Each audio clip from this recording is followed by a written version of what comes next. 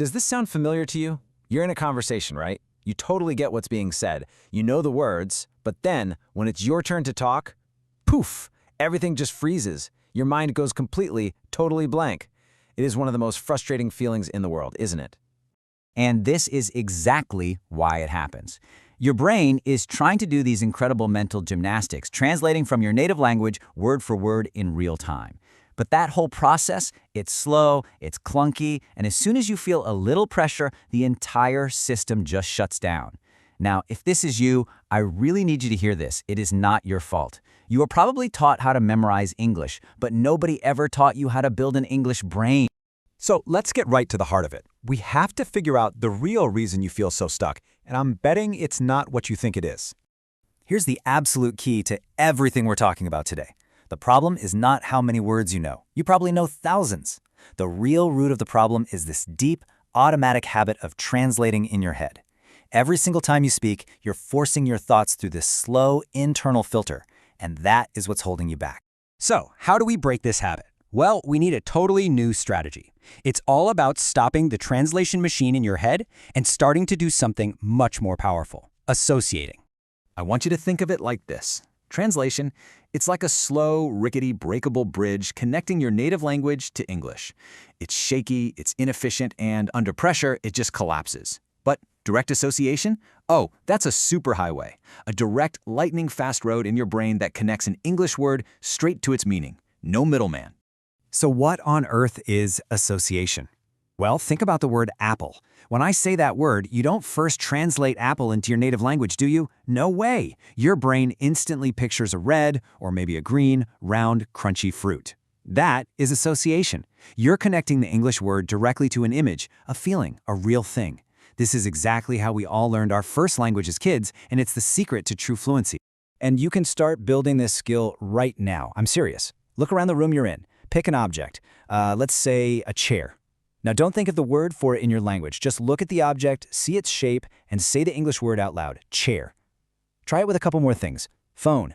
Window. What you're doing is literally building new direct pathways in your brain. You're training it to make instant connections. Okay, so once you start building these new connections, you've got to fuel your brain with constant input. So the next big step is to completely immerse yourself in the sounds of English. Look, you don't need to pack your bags and move to New York. You can create your own little English world right where you are.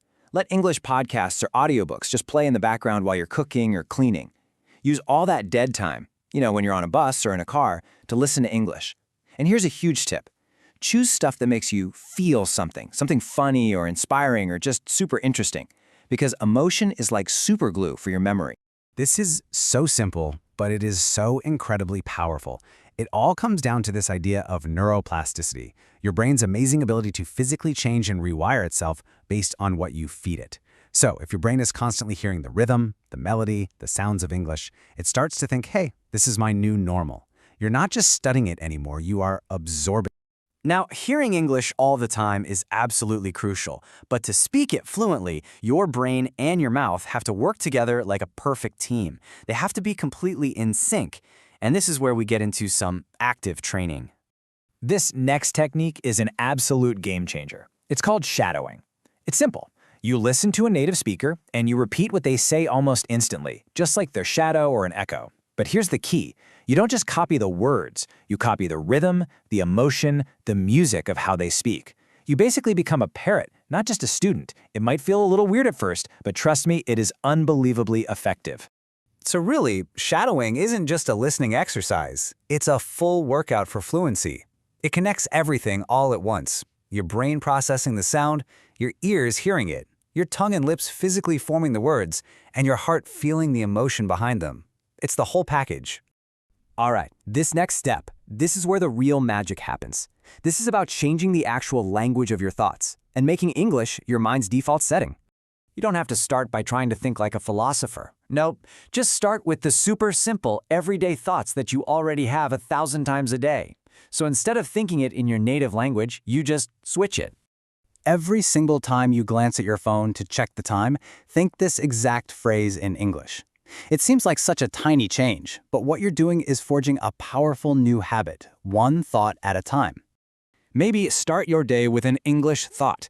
See, this isn't about translation anymore. This is about origination. The thought itself is born in English. That's a huge shift. So here's how you can make this a real habit.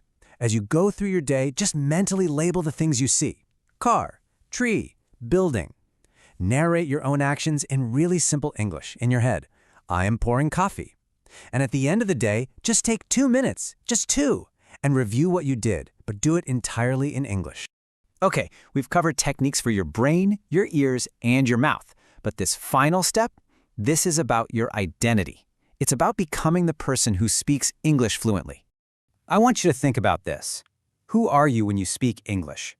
Your English personality isn't about being fake. It's the most powerful, confident, and expressive version of you, just unlocked. It's the you who speaks without that constant fear of judgment. The you who can tell a joke or share a big idea freely and completely.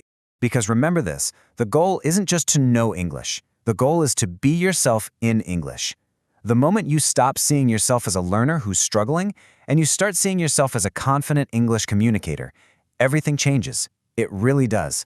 That fluent, confident, expressive version of you, they already exist. They're not some future dream.